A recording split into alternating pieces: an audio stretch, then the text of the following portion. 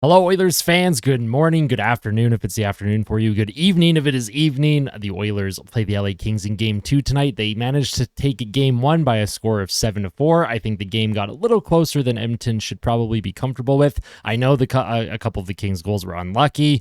You had one off Darnell Nurse's foot. You had another one where Cody Cece's stick exploded when he tried to make a play. He panicked, tried to bat the puck over to Darnell Nurse with his hand instead of just maybe clearing it along the boards or trying to put it up the middle of the ice. I'm not too concerned in terms of Edmonton's defensive play. Yes, they did sit back just a little bit more than I would have liked after getting up 4-0 and 6-2. But honestly, that's just score effects. Every team does it, and I'm not too concerned. I think heading into Game 2, Edmonton will be once again ready to go. I don't foresee too many lineup changes, but just a friendly reminder before I kind of get into the meat and potatoes of the video, I will be live streaming Game 2. I did a live stream of Game 1. It was so successful. Everyone was so supportive. At one point, we had like 70 concurrent viewers. Over 1,300 of you ended up tuning in at some point during that live stream. We had a couple donations. It was absolutely unbelievable. The vibes were top tier, 10 out of 10, and I'm excited to stream Games 2, 3, and 4 for sure, and we'll see if this series goes longer and if I'm able to stream more. It'll all depend on my work schedule, but I did want to throw that reminder. I will leave a link to that live stream. I don't know what I'd call it. I'll link to the live stream feed in the description. That way, if you want to click on that link and then hit the notify button, that way when I do go live at 8 p.m., you will get it and you can tune in, say hi. Of course, you don't have to actually tune in, but it is very fun. All the fans that tuned in, it was such a blast. For all of you that did tune in, thank you so much. And we even had some Kings fans tune in, which was pretty cool, and everyone was very cordial. So we try and keep the vibes very high. We try and keep things respectful, and we also have a lot of fun. I'm going to have to watch my voice tonight as well because I almost completely lost it. I spent all day yesterday on the day off just trying to rest my vocal cords. Doing 3.5-hour live streams is a lot different than recording a 5-minute long video or 10-minute long video. So I'm going to have to make sure that I don't scream too much and that I don't, ruin my voice. I need that for work and for YouTube work as well. So with that all out of the way, let's jump into the projected lineup here. As I mentioned, I don't foresee too many changes for the Edmonton Oilers. I expect Henrique to stay with McDavid and Hyman. I expect Ryan Nugent-Hopkins to stay with Draisaitl and Foegele. I expect Evander Kane to be with McLeod and Perry, and Dylan Holloway to be with Carrick and Janmark. However, I will say Kane and Holloway, they were kind of switched around a couple times throughout the game. I expect Chris Knoblauch to continue to do that, especially when special teams are at the forefront of the game. There was 6 power plays in total. There was 2 for the Kings, 4 for the Oilers in the last game, and that prevented Holloway from getting as much 5-on-5 ice time that I think Chris Knoblauch wants to give him.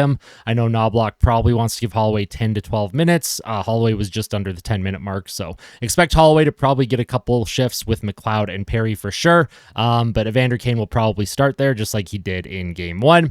And then on defense, we have Ekholm and Bouchard. We have Nurse with Cece, Kulak with Desharnais, and of course, Stuart Skinner will be tending the goal. And honestly, I liked Skinner's game in Game 1. I thought he played really good, and the big thing for Skinner was the easy shots. It was those easy shots that he was looking comfortable with. There weren't rebounds bouncing all over the place. He was very, very solid in the net, and I expect Stuart Skinner to continue to remain solid in the crease for Edmonton. Now, when we head into just kind of the raw data here, it's been one game, too small of a sample size to really break down the advanced metrics. However, I did include expected goals for and Corsi for in this little graphic here.